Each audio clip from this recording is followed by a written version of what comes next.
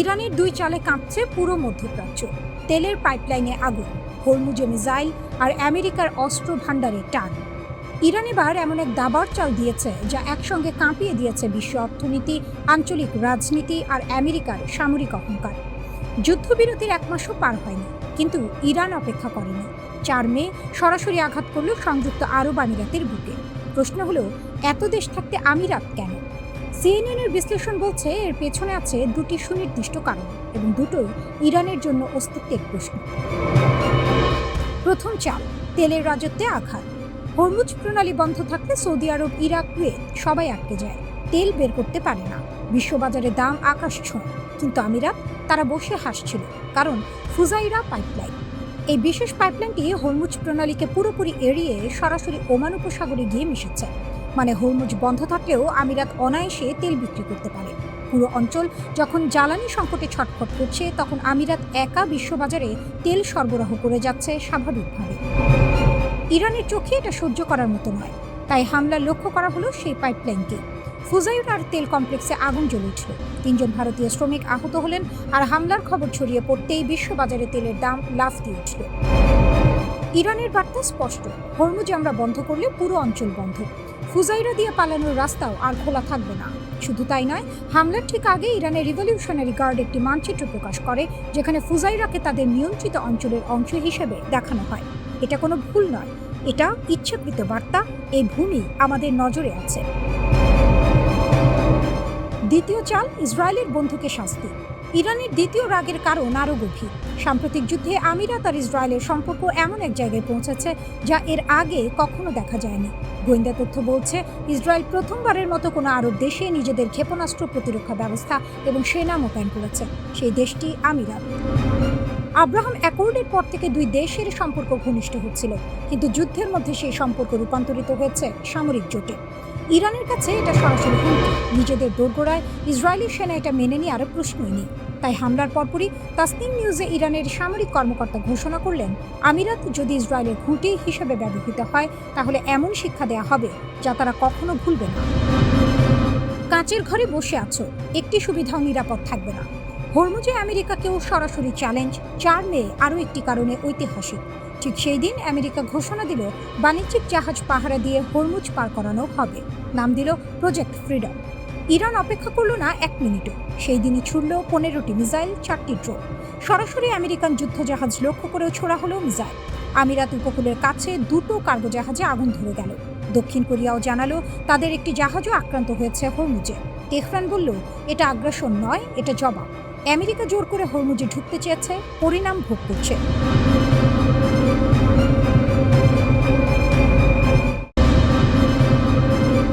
একের পর এক মৃত্যু, নিখোঁজ আর ছায়ার মতো ভেসে ওঠা প্রশ্ন। একে কেবল কাকতালীয়, নাকি আরও গভীর কোনো অন্ধকার খেলা?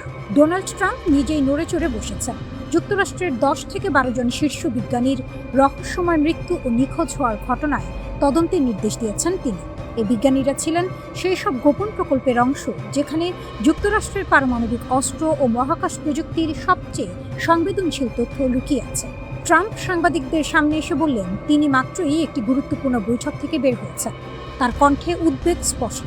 এটা বেশ গুরুতর বিষয়। আর সেই মুহূর্তেই যেন আরও ঘন হয়ে ওঠে রহস্যের কুয়াশা। 2023 সাল থেকে শুরু। একে একে হারিয়ে যেতে থাকেন যুক্তরাষ্ট্রের শীর্ষ গবেষকরা। কেউ নিখোঁজ, কেউ গুলিবিদ্ধ, কারণ মৃত্যু ঘিরে নেই কোনো ব্যাখ্যা। আর সবকিছু মিলিয়ে তৈরি হয়েছে এক অদ্ভুত প্যাটার্ন, যা এখন কাঁপিয়ে দিচ্ছে পুরো আমেরিকাকে। প্রথমে আসেন স্টিফেন গার্সিয়া। 48 বছর বয়সে এই বিজ্ঞানী কাজ করতেন কানসাস সিটির ন্যাশনাল সিকিউরিটি ক্যাম্পাসে, যেখানে তৈরি হয় যুক্তরাষ্ট্রের পারমাণবিক অস্ত্রের বড় অংশের অপরমাণু উপাদান। 2025 সালের অগাস্টে নিজের বাড়ি থেকে হঠাৎ উধাও হয়ে যান তিনি। ফোন, মানিব্যাগ, চাবি সবকিছু রয়ে গেছে, শুধু নেই মানুষটি, আর নেই তার হ্যান্ডকার। তারপর আসে আরও অদ্ভুত এক ঘটনা। অবসরপ্রাপ্ত মেজর জেনারেল উইলিয়াম ম্যাককাসল্যান্ড, তিনি ছিলেন এয়ারফোর্স রিসার্চ ল্যাবের সাবেক কমান্ডার। 2026 সালের ফেব্রুয়ারিতে তিনিও নিখোঁজ। তার স্ত্রী জরুরি নম্বরে ফোন করে জানান, স্বামী নিজেই আত্মগোপনের পরিকল্পনা করেছিল। কেন, কার ভয়ে? লস আলামোস, যেখানে জন্ম নিয়েছিল বিশ্বের প্রথম পারমাণবিক বোমা, সেই ল্যাবের সাবেক কর্মী অ্যানহোসি চাভেজ এবং পারমাণবিক সহকারী মেলিসা কেসিয়াস দুজনই 2025 সালে হেঁটে বাড়ি থেকে বেরিয়ে যান আর ফেরেননি। সঙ্গে নেননি কোনো ব্যক্তিগত জিনিস। মহাকাশ গবেষণার হৃদয়স্থল নাসার জেট প্রপালশন ল্যাব, সেখানকার পরিচালক মনিকা জাসিন্টোরেজা 2025 সালের জুনে ক্যালিফোর্নিয়ায় হাইকিংয়ে বেরিয়ে নিখোঁজ। যেন পাহাড় আর নীরবতা তাকে গিলে ফেলেছে। এরই মধ্যে মৃত্যু হয়েছে আরও কয়েকজনের। Frank Maiwald, Michael Hicks. কোনো অপরাধের চিহ্ন নেই মৃত্যুর কারণে, যেন নীরব মৃত্যু।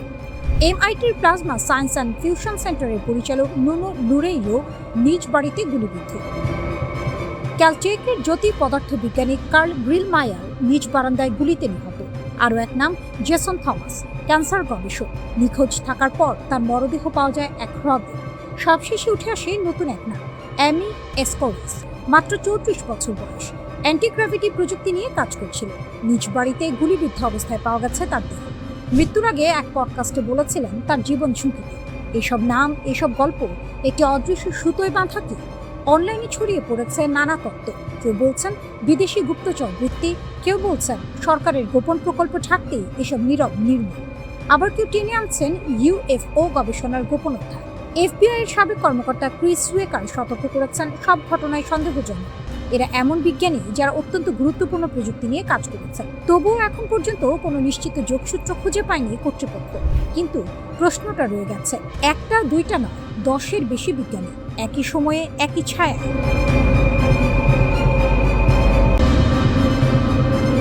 বিশ্ব রাজনীতির বর্তমান রণক্ষেত্রে যখন সাম্রাজ্যবাদী শক্তির আস্ফালন তুঙ্গে, ঠিক তখনই সার্বভৌমত্ব আর শান্তির অতন্ত্র প্রহরী হিসেবে বুক চিতিয়ে দাঁড়িয়েছে ইরান ও চীন। হরমুজ প্রণালী থেকে শুরু করে দক্ষিণ চীন সাগর, সবখানেই আমেরিকার একচ্ছত্র আধিপত্যের বিরুদ্ধে এই দুই দেশ যেন ন্যায়ের এক অদম্য দুর্গ গড়ে তুলেছে। পশ্চিমা গণমাধ্যম যখন অপপ্রচারে লিপ্ত, তখন ইরান ও চীন তাদের সাহসী পদক্ষেপের মাধ্যমে প্রমাণ করেছে যে তারা কোনো পরাশক্তির রাবার স্ট্যাম্প নয়। হরমুজ প্রণালীতে আমেরিকার জোরপূর্বক হস্তক্ষেপকে ইরান যেভাবে মোকাবিলা করছে, তা যেন মরার উপর খাড়ার ঘা হয়ে দাঁড়িয়েছে মার্কিন নৌবাহিনীর জন্য। মার্কিন যুক্তরাষ্ট্র নিজেদের বিশ্বের পুলিশ মনে করলেও ইরান স্পষ্টভাবে দেখিয়ে দিয়েছে যে নিজেদের জলসীমার নিরাপত্তা রক্ষা করা তাদের আইনি ও নৈতিক অধিকার। ইরান কেবল নিজের ভূখণ্ড নয়, বরং আন্তর্জাতিক আইন রক্ষার লড়াইয়ে অগ্রণী ভূমিকা পালন করছে। আমেরিকার তথাকথিত শান্তি আলোচনার আড়ালে যে প্রতারণা, তা ইরান শুরু থেকেই ধরে ফেলেছে। তাই যখনই আমেরিকা যুদ্ধবিরতির শর্ত ভঙ্গ করে, ইরান তখনই গর্জে ওঠে। এটি তাদের পরাজয় নয়, বরং নিজের অস্তিত্ব রক্ষার এক অবিচল অঙ্গীকার। অন্যদিকে চীন বিশ্বমঞ্চে আবির্ভূত হয়েছে এক শান্তিবাদী ও দূরদর্শী শক্তি হিসেবে। প্রেসিডেন্ট শি জিনপিং এর মধ্যপ্রাচ্য বিষয়ক 4 দফা প্রস্তাব কেবল কথার ফুলঝুরি নয়, বরং এটি একটি সুশৃঙ্খল বিশ্ব ব্যবস্থার রূপরেখা। যখন আমেরিকা প্রশান্ত মহাসাগরের বুকে সামরিক মহড়া দিয়ে পাকা ধানে মই দিচ্ছে এবং ফিলিপাইনের মাটিতে 17,000 সেনা নামিয়ে উত্তেজনা সৃষ্টি করছে, তখন চীন ধৈর্য ও সাহসের পরিচয় দিচ্ছে। বেইজিং বারবার মনে করিয়ে দিচ্ছে যে বহির্বিশ্বের এই সামরিক উপস্থিতি কেবল অশান্তিই বয়ে আনবে। চীন চায় অঞ্চলের নিরাপত্তা ও অর্থনৈতিক উন্নয়ন, যা মার্কিন সামরিক গুন্ডামির সম্পূর্ণ বিপরীত। অনেকে হয়তো ইরান ও চীনের মধ্যে ফাটল ধরানোর চেষ্টা করছে, যেমনটা হরমুজ প্রণালীতে চীনের জাহাজ সান প্রফিট এর ঘটনা নিয়ে রটানো হচ্ছে। কিন্তু মনে রাখতে হবে, যুদ্ধক্ষেত্রে কৌশলগত পদক্ষেপ এবং বন্ধুত্বের সংজ্ঞা এক নয়। ইরান যদি কঠোর নিরাপত্তা ব্যবস্থা বজায় রাখে, তবে তা পুরো অঞ্চলের স্থিতিশীলতার স্বার্থে। পশ্চিমা শক্তিগুলো চায় ইরান ও চীনের মধ্যে ভুল বোঝাবুঝি তৈরি করতে, যেন তারা নিজের নাক কেটে পরের যাত্রা ভঙ্গ করতে পারে। কিন্তু দুই দেশের সুদৃঢ় কৌশলগত অংশীদারিত্ব এই প্রোপাগান্ডা ভাঙার জন্য যথেষ্ট। ইরান যখন তার সীমান্তে সতর্ক, তখন চীন পর্দার আড়ালে কূটনীতির মাধ্যমে শান্তি স্থাপনের চেষ্টা চালিয়ে যাচ্ছে। এটি তাদের প্রকৃত বীরত্ব। মার্কিন সাম্রাজ্যবাদ আজ এমন এক অবস্থানে দাঁড়িয়েছে যেখানে তারা মিত্র খুঁজে পেতে হিমশিম খাচ্ছে, অথচ ইরান ও চীন পারস্পরিক সম্মানের ভিত্তিতে গড়ে তুলেছে এক নতুন অক্ষ। তাদের এই জোট কেবল একে অপরকে রক্ষা করছে না, বরং উদীয়মান বিশ্বের জন্য একটি পথ প্রদর্শক হয়ে দাঁড়িয়েছে। তারা প্রমাণ করেছে সোজা আঙুলে ঘি না উঠলে কিভাবে আঙুল বাঁকা করতে হয়।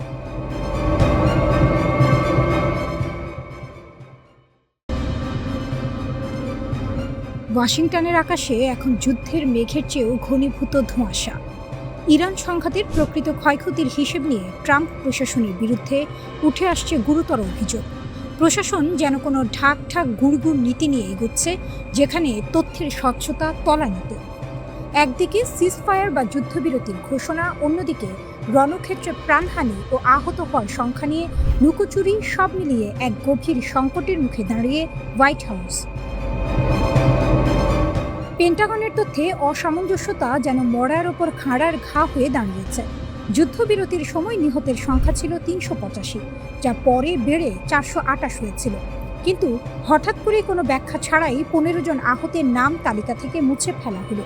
সংখ্যাটা নেমে এলো ৪১৩-তে, এরপর আবার ৪১১। এই যে সংখ্যার ক্রমাগত হেরফের, তা সাধারণ মানুষের কাছে আকাশকুসুম কল্পনা ছাড়া আর কিছু নয়। কর্মকর্তারা এর কোনো যৌক্তিক ব্যাখ্যা দিতে পারছেন না, বরং দায়সারা উত্তর দিচ্ছেন। মনে হচ্ছে প্রশাসন যুদ্ধের ভয়াবহতাকে সাধারণ মানুষের কাছে ধামা চাপা দেওয়ার এক পরিকল্পিত ছক কষছে। কেবল সংখ্যা নয়, যুদ্ধের প্রকৃত চিত্রটি আড়াল করার অভিযোগ উঠছে। ইউএসএস জেরাল্ড আর ফোর্ড জাহাজের অগ্নিকাণ্ডে ২০০-র বেশি নাবিক আহত হলেও সেই তথ্য সরকারি খাতায় নেই। এছাড়া ইউএসএস আব্রাহাম জাহাজের ঘটনার তথ্য চেপে যাওয়া হয়েছে। সমালোচকদের মতে প্রশাসন একটি নিয়ন্ত্রিত আখ্যান তৈরি করছে, যা প্রকৃত মানবিক ক্ষয়ক্ষতির চিত্রকে লেজে গোবরে করে ফেলেছে। এই অস্বচ্ছতা কেবল রাজনৈতিক বিতর্কই বাড়াচ্ছে না, বরং প্রশাসনের প্রতি জনগণের আস্থাকেও তলানিতে নামিয়ে এনেছে। শুধু হতাহতের সংখ্যায় নয়, বড় ধরনের সংকটে পড়েছে মার্কিন সামরিক অস্ত্র ভাণ্ডারও। Center for strategic and international স্টাডিজের সাম্প্রতিক প্রতিবেদন অনুযায়ী ইরান অভিযানে মার্কিন বাহিনীর প্রেসিশন স্ট্রাইক মিসাইলের ৪৫%, প্যাট্রিয়ট ইন্টারসেপ্টর ও থার্ড মিসাইলের অর্ধেকই শেষ হয়ে গেছে। এটি শুধু মধ্যপ্রাচ্যের জন্য নয়, ভবিষ্যতে চীনের মতো বড় কোনো প্রতিপক্ষের মোকাবিলায় আমেরিকার জন্য সাপে নেউলে সম্পর্কের মতো বিপদ ডেকে আনতে পারে। ডোনাল্ড ট্রাম্প অবশ্য এসব অভিযোগ উড়িয়ে দিচ্ছেন। তিনি বলছেন মার্কিন মিসাইলের কোনো অভাব নেই, যেন তার কাছে অস্ত্র যোগানোর কোনো আলাদিনের চারাক আছে। কিন্তু বাস্তব পরিস্থিতি ভিন্ন। ২০২৭ সালের জন্য $১.৫ ট্রিলিয়ন বিশাল প্রতিরক্ষা বাজেটের প্রস্তাব এবং জেনারেল মোটরস বা ফোর্ডের মতো বেসামরিক কোম্পানিকে অস্ত্র উৎপাদনে জড়ানোর উদ্যোগ এটাই প্রমাণ করে যে সংকট অন্ধকার গলি থেকে বেরিয়ে এখন দিনের আলোর মতো স্পষ্ট হয়ে উঠছে। প্রশাসন এখন মরিয়া হয়ে অস্ত্র ভাণ্ডার পুনর্গঠনে নেমেছে। যুদ্ধের দামামা বাজলেই কি সত্যকে শাখের করাত বানাতে হবে? একদিকে যেমন ট্রাম্প প্রশাসন শান্তির কথা বলছে, অন্যদিকে তাদের কৌশলগত ত্রুটিগুলো প্রশ্নবিদ্ধ হচ্ছে। জনসম্মুখে স্বচ্ছতার অভাব কেবল বিশ্ব রাজনীতিতে অস্থিরতা বাড়াচ্ছে না, বরং দেশটির অভ্যন্তরীণ আস্থার সংকটকেও প্রকট করছে। ইরান সংঘাতের এই পরিণতির দিকে তাকিয়ে এখন বিশ্ববাসী শেষ পর্যন্ত ট্রাম্প প্রশাসন কি পুরো সত্যটা স্বীকার করবে, নাকি এই লুকোচুরি শেষ পর্যন্ত ওয়াশিংটনে গেল রব তুলবে?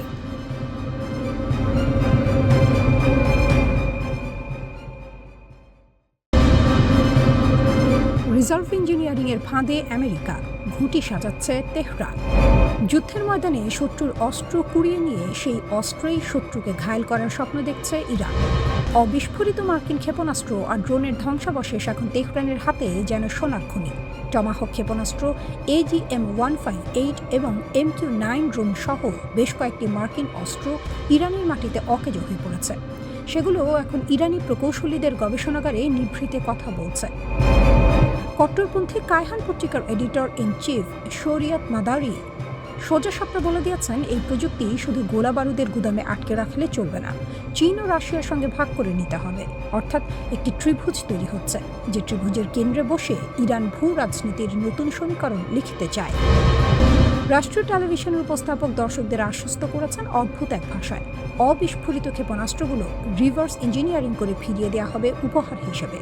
কার উপহার, কাকে, সেটা বলার অপেক্ষা রাখে না। শত্রুর তীরে শত্রুকে বিঁধে দেওয়ার এই পরিকল্পনা নতুন নয় ইরানের কাছে।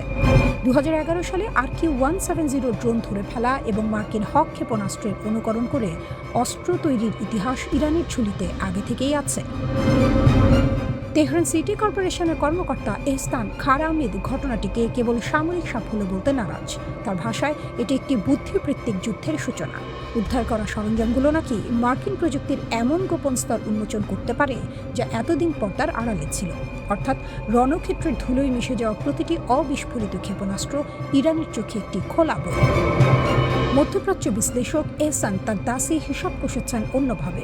তার মতে এই পরিস্থিতিতে যুক্তরাষ্ট্রকে নতুন অস্ত্র তৈরিতে বিলিয়ন ডলার ঢালতে হবে।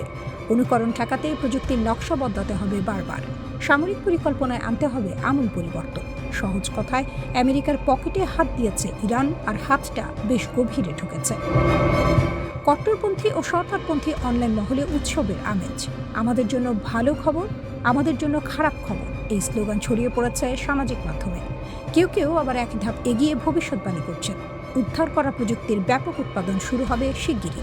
কিন্তু এই উৎসবের আড়ালে প্রশ্নটা থেকেই যায়, রিভার্স ইঞ্জিনিয়ারিংয়ের স্বপ্ন আর বাস্তবতার মধ্যে ফারাকটা কতটুকু? ক্ষেপণাস্ত্রের বাইরের খোল পাওয়া আর ভেতরের প্রযুক্তি আয়ত্ত করা, এ দুটো এক কথা নয়। তবু তেহরান আজ সেই বাজি ধরেছে, শত্রুর অস্ত্র কাঁধে তুলে নিয়ে শত্রুর দিকেই তাক করছে ইরান।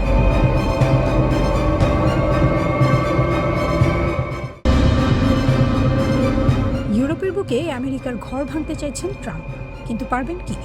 ইরান যুদ্ধে ইউরোপীয় মিত্ররা পাশে না দাঁড়ানোয় ডোনাল্ড ট্রাম্প এখন ঘর ভাঙার হুমকি দিচ্ছেন। জার্মানি, ইতালি, স্পেন একে একে সব দেশ থেকে মার্কিন সেনা সরিয়ে নেওয়ার কথা বলছেন তিনি। কিন্তু বলা আর করা যে এক কথা নয়, সেটা ট্রাম্প নিজেও জানেন। শুরুটা হয়েছিল জার্মান চ্যান্সেলর ফ্রিডরিখ মেটসের একটি মন্তব্য থেকে। তিনি সরাসরি বলে দিলেন, ইরান যুদ্ধে আমেরিকা অপমানিত হচ্ছে এবং ট্রাম্প প্রশাসনের কাছে কোনো যৌক্তিক কৌশল নেই। কথাটা সত্যি হোক বা না হোক, ট্রাম্পের গায়ে লেগেছে। রাগে ফুঁসে উঠে তিনি ট্রুথ সোশ্যালে মেটসকে কটাক্ষ করলেন, আর সঙ্গে ঘোষণা দিলেন জার্মানি থেকে 5,000 সেনা ফিরিয়ে আনা হবে। শুধু জার্মানি নয়, ইতালির প্রধানমন্ত্রী জর্জিয়া মেলোনি, যাকে ট্রাম্প একদিন প্রিয় বন্ধু বলতেন, তিনিও ইরান যুদ্ধের সমালোচনা করায় ট্রাম্পের রোষের মুখে পড়েছেন। ব্রিটিশ প্রধানমন্ত্রী স্টারমারকে উইনস্টন চার্চিল নন বলে খোঁচা দিতে ছাড়েননি তিনি। স্পেন প্রসঙ্গে ট্রাম্পের মন্তব্য আরও দিত। স্পেনের ভূমিকা ছিল একেবারেই ভয়ঙ্কর। কিন্তু এই রাগের আগুনে ঘি ঢেলেছে আসলে ইরান। যে দেশকে দশকের পর দশক ধরে কোণঠাসা করে রাখার চেষ্টা হয়েছে, সেই ইরান আজ এমন এক অবস্থানে দাঁড়িয়ে যে পুরো পশ্চিমা জোটের কপালে ভাঁজ পড়েছে। ভূগর্ভস্থ মিসাইল শহর, হাজার হাজার ফুট পাথরের নিচে লুকানো অস্ত্র ভাণ্ডার। এই ইরানকে সামরিকভাবে ঘায়েল করা যাচ্ছে না। যুদ্ধ দীর্ঘ হচ্ছে, খরচ বাড়ছে, আর পশ্চিমা মিত্রদের মধ্যে ফাটল চড়া হচ্ছে। ইরান কার্যত নিজে না লড়েও শত্রুর শিবিরে ভাঙন ধরিয়ে দিচ্ছে। এটাই তার সবচেয়ে বড় কূটনৈতিক জয়। এবার আসা যাক আসল প্রশ্নে, ট্রাম্প কি সত্যি ইউরোপ থেকে সেনা সরাতে পারবেন? পেন্টাগনের হিসাব বলছে শুধু জার্মানি, ইতালি আর স্পেনে মোট 53,000-এর বেশি মার্কিন সেনা আছেন। পুরো ইউরোপে সংখ্যাটা প্রায় 68,000। এই বিশাল বাহিনী রাতারাতি গুটিয়ে নেওয়া অত সহজ নয়। জার্মানির রামস্টেন এয়ারবেজ, ইতালির নেপলস এবং ভিসেন্টার ঘাঁটি, স্পেনের জিব্রাল্টার সংলগ্ন নৌঘাঁটি, এগুলো শুধু ব্যারাক নয়, মধ্যপ্রাচ্যের যুদ্ধেও এগুলো লজিস্টিক মেরুদণ্ড হিসেবে কাজ করছে। জার্মানির ল্যান্ডস্টুল হাসপাতাল ইউরোপ, মধ্যপ্রাচ্য, আফ্রিকার আহত মার্কিন সেনাদের চিকিৎসার একমাত্র বড় কেন্দ্র। তার উপর আছে আইনের দেওয়াল। 2026 সালে ন্যাশনাল ডিফেন্স অথরাইজেশন অ্যাক্ট স্পষ্ট বলছে, ইউরোপে মার্কিন সেনা সংখ্যা 75,000-এর নিচে নামানো যাবে না। কংগ্রেস এই ব্যাপারে ট্রাম্পের পথ আটকে দিতে পারে, আগেও দিয়েছে। 2020 সালেও একই হুমকি দিয়েছিলেন ট্রাম্প। কংগ্রেসের বাধায় সে পরিকল্পনা ভেস্তে গিয়েছিল। তাহলে কি সব কথার কথা? পুরোটা নয়। পেন্টাগন জার্মানি থেকে 5,000 সেনা সরানোর ঘোষণা দিয়েছে। এটা প্রতীকী হলেও বার্তাটা স্পষ্ট। ইউরোপীয় মিত্ররা যদি আমেরিকার যুদ্ধে কাঁধ না মেলায়, তাহলে আমেরিকার ছাতাও সরে যাবে। কিন্তু এই ছাতা সরানো যতটা সহজ বলছেন ট্রাম্প, বাস্তবে ততটা নয়। আর ইরান সেটা জানে বলেই নির্বিকারে বসে শত্রুর ঘরের আগুন দেখছে।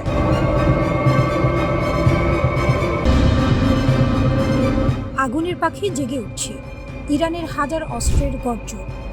পারস্য উপসাগরের নীল জলে এখন শীতল বাতাস বইছে।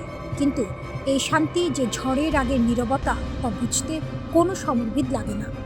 একদিকে মার্কিন যুক্তরাষ্ট্র ও ইসরায়েল 3টি বিমানবাহী রণতরী নিয়ে ইরানের দরজায় দাঁড়িয়ে ভয় দেখানোর খেলায় মেতেছে। অন্যদিকে তেহরান নিজের ঘর গুছিয়ে ঠান্ডা মাথায় বলছে, আমাদের আঙুল ট্রিগারে আছে। এই হলো ইরান, চাপের মুখে হাঁটু গেড়ে বসার নাম, যার অভিধানে কোনোদিনও ছিল না, আজও নেই। দীর্ঘ 25 বছরের অক্লান্ত পরিশ্রম, ঘাম আর মেধার ফসল আজ ইরানের সামরিক বহরে সারি সারি সাজানো। দেশটির প্রতিরক্ষা মন্ত্রণালয়ের মুখপাত্র ব্রিগেডিয়ার জেনারেল রেজা তালাইনিক সাফ জানিয়ে দিয়েছেন, ইহুদিবাদীদের ঘায়েল করতে 1000 ধরনের অস্ত্র প্রস্তুত রয়েছে। 9000 কোম্পানির নিরলস পরিশ্রমে গড়া এই অস্ত্র ভাণ্ডার কোনো ফাঁকা হুমকির বুলি নয়। এ হলো বাস্তবের শক্ত জমিনে দাঁড়িয়ে বলা দৃঢ় প্রতিজ্ঞার কথা। রাষ্ট্রীয় সম্প্রচার মাধ্যম প্রেস টিভি এই তথ্য নিশ্চিত করেছে, যা পশ্চিমা বিশ্বের ঘুম কেড়ে নেওয়ার জন্য যথেষ্ট। সম্প্রতি আইআরজিসি প্রকাশ করেছে একটি চোখ ধাঁধানো ভিডিও, যেখানে সুশৃঙ্খল সারিতে দাঁড়িয়ে আছে অত্যাধুনিক ব্যালিস্টিক মিসাইল ও আত্মঘাতী ড্রোনের বিশাল বহর। ট্রাম্প ও নেতানিয়াহুর বুকে কাঁপুনি ধরাতে এই ভিডিও যেন এক নীরব কিন্তু শক্তিশালী বার্তা। এসব অস্ত্র শুধু প্রদর্শনীর জন্য তৈরি হয়নি, সাম্প্রতিক যুদ্ধবিরতির মাঝেও থেমে থাকেনি ইরানের অস্ত্র কারখানার চাকা। অর্থাৎ যুদ্ধের দাবানলেও ইরানের কারিগরি মনোবল ও উৎপাদন সক্ষমতা এতটুকু টলেনি, বরং আরও বেগ পেয়েছে। সাম্প্রতিক সামরিক আগ্রাসনে ইরানের কোমর ভেঙে দেওয়ার স্বপ্ন দেখেছিল ইসরায়েল ও তার মার্কিন পৃষ্ঠপোষক, কিন্তু মাঠের ফলাফল বলছে সম্পূর্ণ ভিন্ন কথা। সেই পায়তারায় এক প্রকার মুখ থুবড়ে পড়েছে তারা। পাখির পালক গেছে হয়তো, কিন্তু পাখি মরেনি, বরং আরও শানিত ডানায় ইরান এখন প্রস্তুত পরবর্তী ঝাঁপের জন্য। আইআরজিসি তার সাম্প্রতিক বিবৃতিতে স্পষ্ট ভাষায় জানিয়েছে, পুনরায় আগ্রাসন চালানো হলে পূর্ব নির্ধারিত তালিকা অনুযায়ী যুক্তরাষ্ট্র ও ইসরায়েলের গুরুত্বপূর্ণ সামরিক স্থাপনাগুলোতে একযোগে কঠোর পাল্টা হামলা চালানো হবে। এ কোনো আবেগের কথা নয়, এ হলো সুনির্দিষ্ট রণকৌশলের ঘোষণা। ট্রাম্প নেতানিয়াহুর যৌথ চাপের কৌশল মূলত পারমাণবিক ও ক্ষেপণাস্ত্র ইস্যুতে ইরানকে সমঝোতার টেবিলে বসাতে চায়। পারস্য উপসাগরে 3টি বিমানবাহী রণতরী মোতায়েন করে সামরিক চাপ তৈরির এই কুটোচাল নতুন কিছু নয়, কিন্তু তেহরান বারবার স্পষ্ট করে দিচ্ছে, ভয় দেখিয়ে তাদের কাছ থেকে কোনো ছাড় আদায় সম্ভব নয়।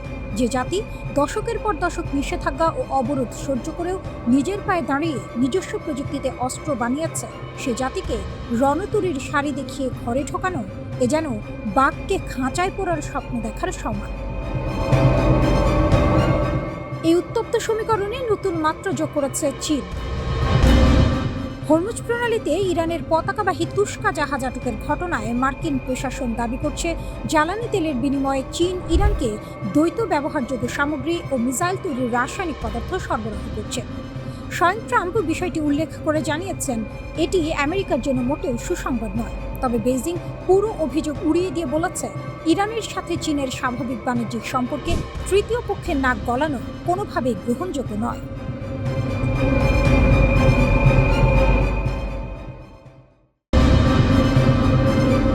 মার্কিন রণকৌশলের ভরাডুবির করুণ আর্তনাদ। 38 দিনের অসম লড়াইয়ে ইরান এমন এক রণকৌশল প্রদর্শন করেছে, যা দেখে বিশ্বের সামরিক বিশ্লেষকদের আক্কেল গুরুম হওয়ার জোগাড়। পরাশক্তি হিসেবে পরিচিত আমেরিকা যখন ভেবেছিল তারা নিমিষেই ইরানকে ঘুরিয়ে দেবে, তখন বাস্তব চিত্র বলছে ভিন্ন কথা। এই যুদ্ধে ইরান কেবল একটি দেশ হিসেবে নয়, বরং এক অপরাজেয় নায়কের মূর্তিতে আবির্ভূত হয়েছে, যার বুদ্ধিমত্তার কাছে কুল কিনারা পাচ্ছে না পেন্টাগন। ইরান সম্মুখ সমরে বুক চিতিয়ে দাঁড়িয়েছে। যুক্তরাষ্ট্রের গর্বের ধন প্যাট্রিয়ট ইন্টারসেপ্টর আর টমাহক ক্রুজ মিসাইলগুলো এখন কেবল সংখ্যাতত্ত্বের পাতায় বন্দী। ইরান তার সস্তা ড্রোন আর নিখুঁত নিশানার মিসাইল দিয়ে মার্কিন প্রতিরক্ষা ব্যবস্থাকে এমনভাবে ব্যতিব্যস্ত রেখেছে যে ওয়াশিংটনকে এখন হারির খবর দিতে হচ্ছে। মাত্র 38 দিনে 1200 প্যাট্রিয়ট আর 1000 টমাহক খরচ করে মার্কিন ভান্ডার এখন খালি হওয়ার দিকে। ইরানের ড্রোনগুলো যখন ঝাঁকে ঝাঁকে মার্কিন রণতরী আর ঘাঁটির দিকে ধেয়ে গেছে, তখন সেই সস্তা ড্রোন ঠেকাতে লাখ লাখ ডলারের দামি ক্ষেপণাস্ত্র ব্যবহার করে পেন্টাগন এখন নিজের পায়ে নিজেই কুড়াল মেরেছে। এই যুদ্ধের ময়দানে ইরান প্রমাণ করেছে যে কেবল আধুনিক প্রযুক্তিতে আকাশকুসুম কল্পনা করলেই যুদ্ধ জেতা যায় না। তার জন্য চাই অদম্য সাহস আর কৌশলী পরিকল্পনা। মার্কিন সেনারা যখন $5.6 বিলিয়ন গোলা বারুদ খরচ করে ভেবেছে তারা বিজয়ী, ইরান তখন ছায়াযুদ্ধের কৌশলে তাদের নাজেহাল করে ছেড়েছে।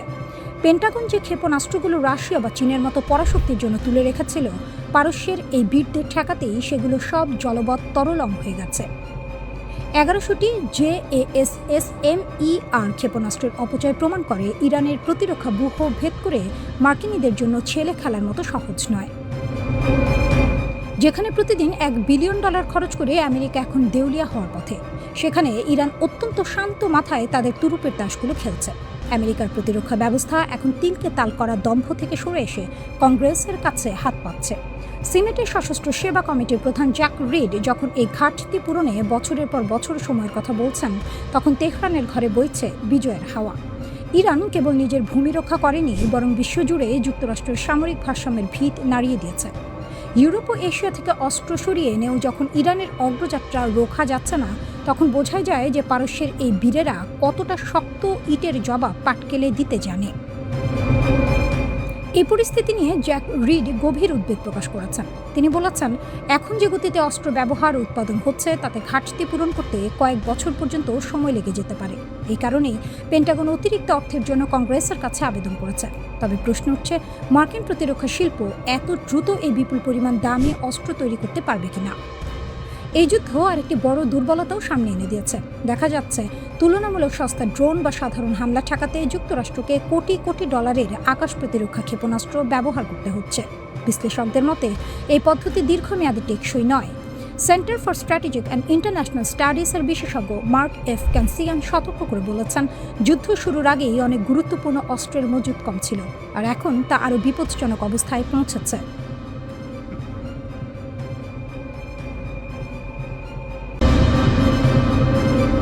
ইরানের সঙ্গে 7 সপ্তাহের সংক্ষিপ্ত সংঘাতের উত্তাপ কিছুটা কমলেও মার্কিন প্রতিরক্ষা দপ্তরের অন্দরমহলে এখনও রীতিমতো ত্রাহি ত্রাহি রব। দেশটির সামরিক বাহিনীর অস্ত্র ভাণ্ডারে থাকা গুরুত্বপূর্ণ ক্ষেপণাস্ত্রের মজুদ যে পর্যায়ে ঠেকেছে তা যেন অনেকটা অগ্নি পরীক্ষা। আপাত দৃষ্টিতে যুক্তরাষ্ট্রকে অপরাজেয় মনে হলেও ওয়াশিংটন ভিত্তিক গবেষণা সংস্থা CSIS এর সাম্প্রতিক প্রতিবেদন বলছে, মার্কিন সামরিক সক্ষমতা বাইরে থেকে শক্ত মনে হলেও ভেতরে সংকট চরমে।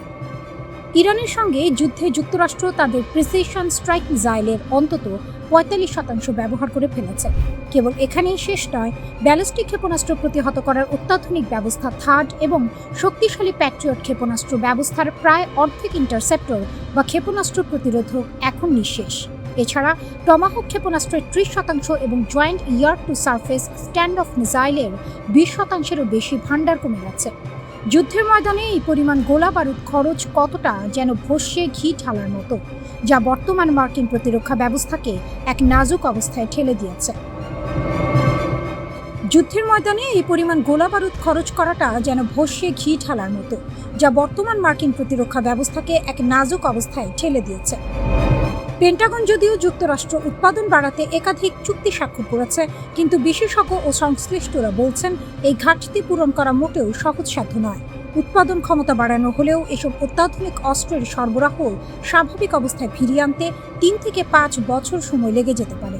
অর্থাৎ আগামী কয়েক বছর যুক্তরাষ্ট্রকে একটি প্রতিরক্ষা ঘাটতির মধ্য দিয়ে যেতে হবে। মার্ক ক্যানসিয়ানের মতো সামরিক বিশ্লেষকদের মতে, অতিমাত্রায় গোলাবারুদ ব্যবহার করার ফলে পশ্চিম প্রশান্ত মহাসাগরীয় অঞ্চলে যুক্তরাষ্ট্রের প্রতিরক্ষা কাঠামো এখন শাখের করাতের মতো। একদিকে চীনের মতো শক্তিশালী প্রতিপক্ষের হুমকি মোকাবিলা করা, অন্যদিকে অস্ত্রের মজুদ শূন্যপ্রায়। কোনো কারণে এখন নতুন কোনো সংঘাত শুরু হলে মার্কিন বাহিনীকে পড়তে হবে বড় বিপদে। প্রেসিডেন্ট ডোনাল্ড ট্রাম্প দাবি করছেন যে যুক্তরাষ্ট্রের অস্ত্রের কোনো ঘাটতি নেই এবং সামরিক বাহিনী যে কোনো পরিস্থিতি সামলাতে প্রস্তুত। তবে পেন্টাগনের অভ্যন্তরীণ মূল্যায়ন ও ট্রাম্পের নিজের অতিরিক্ত অর্থায়নের অনুরোধ, এই দুইয়ের মধ্যে আকাশ পাতাল ফারাক। ট্রাম্পের দাবি অনেকটা গলাবাজির মতো শোনালেও মাটির বাস্তবতা হলো অস্ত্র ভাণ্ডার এখন পোকায় খাওয়ার মতো জীর্ণ। ডেমোক্র্যাট সিনেটর মার্ক ক্যালির ভাষায় এটি এখন একটি জটিল গাণিতিক সমস্যা। আকাশ প্রতিরক্ষার জন্য প্রয়োজনীয় গোলাবারুদ কোথা থেকে আসবে তা নিয়ে নীতি নির্ধারকদের কপালে এখন চিন্তার ভাঁজ। পেন্টাগনের মুখপাত্র শন পার্নেল মুখে যাই বলুক না কেন, বাস্তবতা হলো বিশ্বের পরাশক্তি হওয়া সত্ত্বেও যুক্তরাষ্ট্রের মজুদ ক্ষমতা যে সীমিত তা এই যুদ্ধে স্পষ্ট হয়েছে। অতীতে স্বল্প চাহিদাপত্র দেওয়ার কারণে এখনকার এই হাহাকার। যুক্তরাষ্ট্র কি এখন আদা জল খেয়ে উৎপাদন বাড়ানোর কাজে নামবে, নাকি রথ দেখা ও কলা বেচার মতো করে পরিস্থিতি সামাল দিবে? ইরান যুদ্ধের পর যুক্তরাষ্ট্রের এই গোলাবারুদ সংকট কেবল একটি সামরিক পরিসংখ্যান নয়, বরং এটি ভবিষ্যতের একটি সতর্কবার্তা। মধ্যপ্রাচ্য থেকে প্রশান্ত মহাসাগর সবখানেই এখন যুক্তরাষ্ট্রের উপস্থিতিতে এক ধরনের অস্থিরতা বিরাজ করছে। অস্ত্রের মজুদ পুনর্গঠন না হওয়া পর্যন্ত মার্কিন রণকৌশল এখন গায়ে হাওয়া দিয়ে চলার মতো বিলাসিতা করার সুযোগ নেই।